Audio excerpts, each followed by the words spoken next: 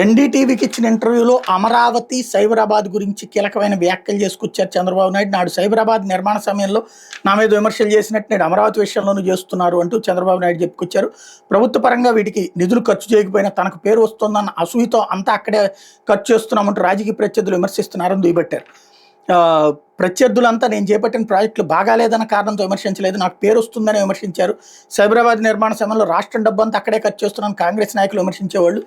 అప్పట్లోనూ ప్రభుత్వ పరంగా డబ్బేమీ ఖర్చు పెట్టకుండానే రాష్ట్రం కోసం వనరులు సృష్టించాను. దానివల్ల తెలంగాణ ఆదాయంలో 70% హైదరాబాద్ నుంచి వస్తుంది. అమరావతికి ప్రభుత్వం తరపున డబ్బులు ఏమీ ఖర్చు చేయట్లేదు. రైతులు 33,000 ఎకరాలు భూములు ఇచ్చారు. దాని ద్వారా డబ్బు సంపాదించి నగర నిర్మాణంతో పాటు ఆ పురోగతిలో వాళ్ళని భాగస్వాములు చేస్తున్నా.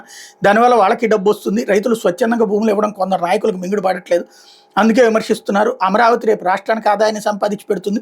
ఒకసారి నా దృష్టికి వచ్చింది మనసుతో ఉండిపోతుంది, దాన్ని ఆచరణలో పెట్టే వరకు అది మనసులో నుంచి పోదు అంటూ చంద్రబాబు చెప్పుకొచ్చారు. హైదరాబాద్ ఖర్చు ఏం పెట్టకుండానే దాని అంతటా అది వచ్చేసిందా?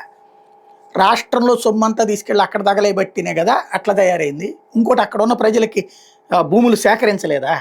డబ్బులు దాంట్లో వాళ్ళందరూ అసలు తెలంగాణ ఎందుకు విడిపోయింది? ఆంధ్ర వాళ్ళు వచ్చేసి మా సొమ్ము దోచుకుపోతున్నారని. అసలు ఆంధ్ర వాడు ఎవడు తిన్నాడు అక్కడ? ఈ నాయకులు తిన్నదే.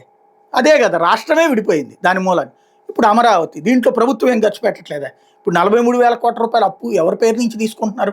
ప్రభుత్వం ఖర్చు పెట్టడం కాకపోతే ఎవరు వచ్చిస్తున్నారు దానికి డబ్బులు? రైతులకు సంబంధించిన దాంట్లో ఓకే, వాళ్ళ దగ్గర నుంచి తీసుకున్నాం బాగానే ఉంది.